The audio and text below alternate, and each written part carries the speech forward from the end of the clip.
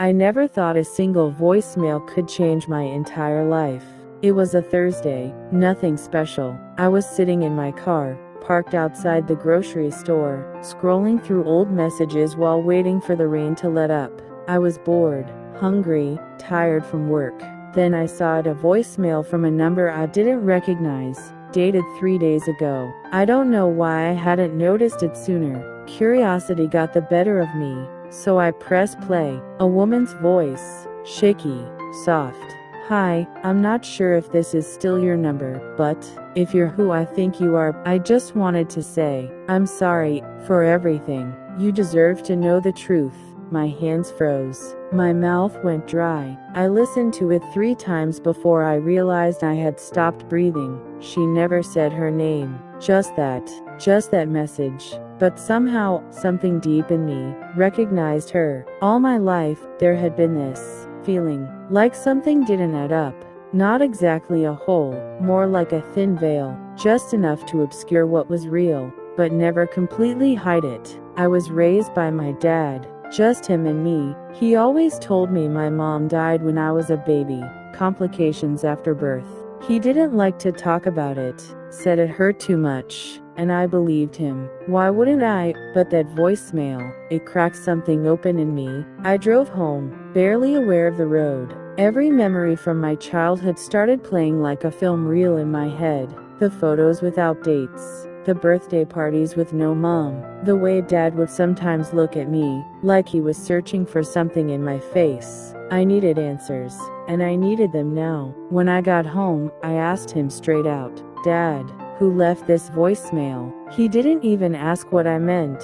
He just went pale, sat down, and said, "You heard her?" I was stunned. "You know who it was?" He sighed, the kind of sigh that carries decades of weight. I knew this day would come, and just like that, everything I thought I knew about my life started to unravel. He told me my mom didn't die. Not exactly. She left. She left when I was just a few months old, packed a bag, left a note, and disappeared. My dad, hurt, angry, confused, told everyone she had died, even me. "I thought it would be easier for you to grow up believing she was gone," he said, rather than wondering why she didn't want you. "But she did want me. At least, that's what her message seemed to suggest." Over the next few days, I became obsessed. I searched everything: her name, old records, mutual friends. I even reached out to a cousin I hadn't talked to in years. Eventually, I found a lead: an address to towns over,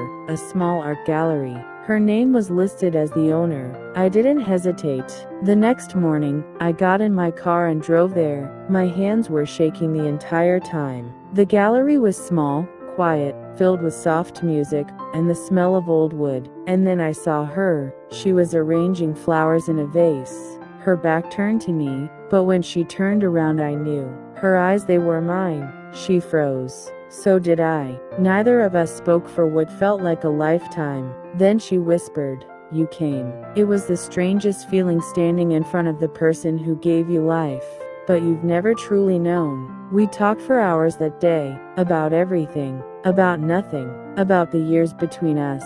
She told me she had been struggling with postpartum depression, that she had felt overwhelmed, lost, scared, that leaving was the worst decision she ever made, and the one she thought was her only option at the time. "I thought you'd hate me forever," she said, tears in her eyes. I didn't know what to say. Part of me did hate her. Part of me always would. But another part felt something else entirely. Relief, understanding, maybe even forgiveness. That was the beginning of something new. Fragile, complicated, but real. We started meeting regularly. Coffee shops, park benches, long phone calls late into the night.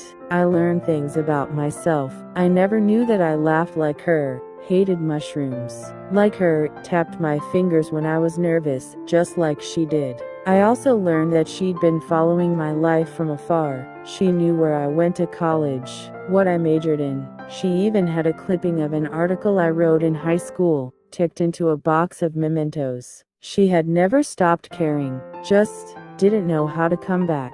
And maybe I didn't know how to let her. One day, I brought my dad to meet her. It was awkward, painful, but necessary. He sat across from her at the same table where I had first seen her. He looked older that day, tired. They talked for a long time. I let them. I watched them, to people who had once loved each other enough to create me, now trying to piece together what had been broken. When we left, my dad put his hand on my shoulder. "I'm proud of you," he said, "for wanting to know, for being brave enough to forgive."